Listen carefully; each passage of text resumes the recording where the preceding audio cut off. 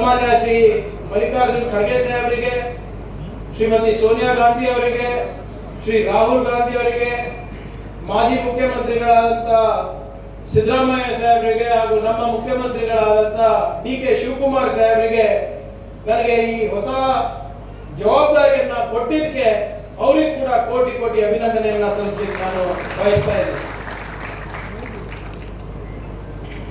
ನಮ್ಮೆಲ್ಲರ ಹಿರಿಯರು ಹೇಳ್ದಂಗೆ ಈ ಅವಕಾಶ ಎಲ್ಲರಿಗೂ ಸಿಗೋದಿಲ್ಲ.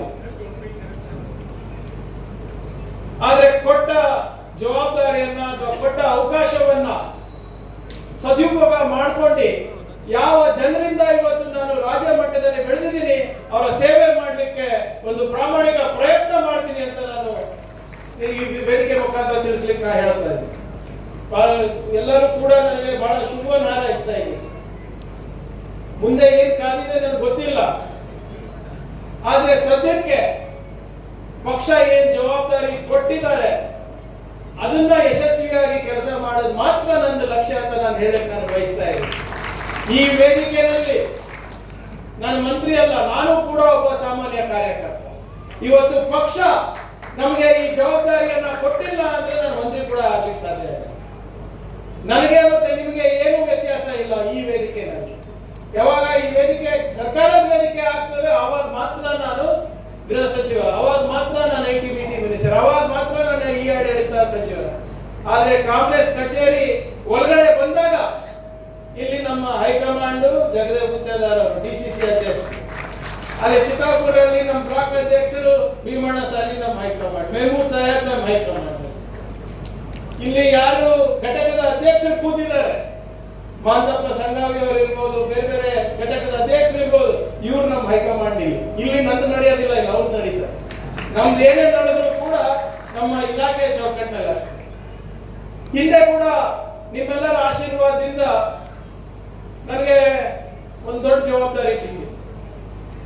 ಗ್ರಾಮೀಣ ಅಭಿವೃದ್ಧಿ ಮತ್ತು ಪಂಚಾಯತ್ ರಾಜ್. ನಿಜವಾಗ್ಲೂ ನನಗೆ ಆ ಇಲಾಖೆಯಲ್ಲಿ ಕಲೀಲಿಕ್ಕೆ ಬಹಳ ಸಿಕ್ತು. ಪಂಚಾಯತ್ ರಾಜ್ ಆಕ್ಟ್ ಬಗ್ಗೆ ಇರಬಹುದು, ಬೇರೆ ಬೇರೆ ನಮ್ಮ ಗ್ರಾಮ ಪಂಚಾಯತ್ ನಲ್ಲಿ ರಾಜ್ಯಾದ್ಯಂತ ಯಾವ ರೀತಿ ಆಡಳಿತ ಇದೆ, ಯಾವ ರೀತಿ ಆಡಳಿತ ನಾವು ಮಾಡಬಹುದು ಅಂತ ನನಗೂ ಕೂಡ ಕಲೀಲಿಕ್ಕೆ ಸಿಕ್ತು. ಮೊನ್ನೆ ನಾನು ಡೆಲ್ಲಿಗೆ ಹೋದಾಗ ಒಬ್ರು ಕೇಂದ್ರ ಸಚಿವರ ಹತ್ರ ಹೋಗಿದ್ದೆ ನಮ್ಮ ರಾಜ್ಯದ ಕೆಲಸದಗೋಸ್ಕರ.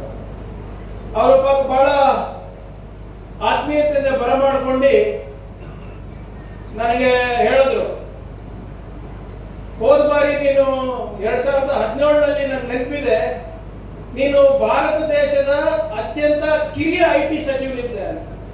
ನಾನು ಅದಕ್ಕೆ ಹೇಳಿದೆ, ಸರ್ ಈಗಲೂ ನಾನು ಭಾರತದ ಅತ್ಯಂತ ಕಿರಿಯ IT ಸಚಿವನು ನಾನು, ಅವರು RDPR ಸಚಿವರು ಆಗಿದ್ದು ನಾನು, ಮತ್ತೆ ಹೋಮ್ ಮಿನಿಸ್ಟರು ನಾನೇ, ಅತ್ಯಂತ ಕಿರಿಯ ವಯಸ್ಸು ನಮ್ಮ ಜನರ ಆಶೀರ್ವಾದದಿಂದ ಅಂತ ಅವ್ರಿಗೆ ಹೇಳ್ತಾ ಇದ್ದೆ.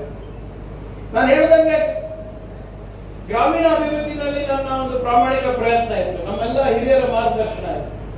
ಅದು ವಿಶೇಷವಾಗಿ MY ಪಾಟೀಲ್ ಸಾಹೇಬರು, BR ಪಾಟೀಲ್ ಸಾಹೇಬರು, ಮತ್ತೆ ಅಲ್ಲಂ ಪ್ರಭು ಅವರು ಯಾರು ಈ ವ್ಯವಸ್ಥೆಯಿಂದ ಬಂದಿದ್ರು, ಅವರು ಸಾಕಷ್ಟು ಮಾರ್ಗದರ್ಶನ ಮಾಡಿದ್ರು. ನಿಮ್ಗೆ ಆಶ್ಚರ್ಯ ಆಗ್ಬೋದು, ನಮ್ಮ ರಾಜ್ಯ ಇಡೀ ದೇಶದಲ್ಲೇ ತೆರಿಗೆ ಕಲೆಕ್ಷನ್ ನಲ್ಲಿ ನಂಬರ್ 1 ಇದೆ. ನಾನು ಬರೋಕ್ಕಿಂತ ಮುಂಚೆ ಬರೀ 400 ಕೋಟಿ ರೂಪಾಯಿ ಕಲೆಕ್ಟ್ ಆಗ್ತಾ ಇತ್ತು.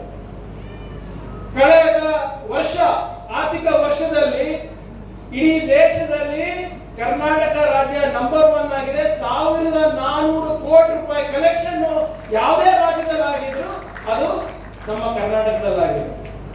ಇಲ್ಲ ನಮ್ಮ ಕಲಬುರಗಿನಲ್ಲಿ ಹೊಸ ಜಿಲ್ಲಾ ಪಂಚಾಯತ್ ಆಫೀಸ್ ಇನ್ನೇನು 1 ತಿಂಗಳ ಒಳಗಡೆ ಪ್ರಾರಂಭ ಆಗುತ್ತೆ, ಅದರ ಅಡಿಗಲಾಗುತ್ತೆ. ಪ್ರಗತಿ ಪಥ ಮತ್ತು ಕಲ್ಯಾಣ ಪಥ ಬಹುಶಃ ಇಡೀ ದೇಶದಲ್ಲೇ ಯಾವ ರಾಜ್ಯದಲ್ಲೂ ಇಷ್ಟು ದೊಡ್ಡ ಮಟ್ಟದಲ್ಲಿ ಗ್ರಾಮೀಣ ರಸ್ತೆಗಳು ಕಟ್ತಾ ಇಲ್ಲ. ಸುಮಾರು 8,000 ಕಿಲೋಮೀಟರ್ ಗ್ರಾಮೀಣ ರಸ್ತೆ ನಮ್ಮ ಅವಧಿನಲ್ಲಿ ನಾವು ಕಟ್ತಾ ಇದ್ದೀವಿ. ಇವತ್ತು ಬರೇ ನಮ್ಮ ಕಲಬುರಗಿನಲ್ಲೇ ಇವತ್ತು ಪ್ರಗತಿ ಪಥ ಮತ್ತು ಕಲ್ಯಾಣ ಪಥದ ಪ್ರಗತಿ ಪಥದಲ್ಲಿ ಮತ್ತೆ ಕಲ್ಯಾಣ ಪಥದಲ್ಲಿ ಸುಮಾರು 450 ಕೋಟಿ ಕೊಟ್ಟಿರುವ ಇತಿಹಾಸ ಮೊದಲೇ ಬಾರಿಗಾಗಿದೆ.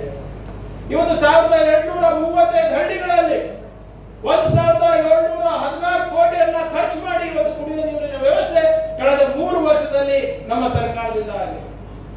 ಮೊನ್ನೆ ನಮ್ಮ ಈ ಹೊಸ ಸರ್ಕಾರ ಬರೋಕೆ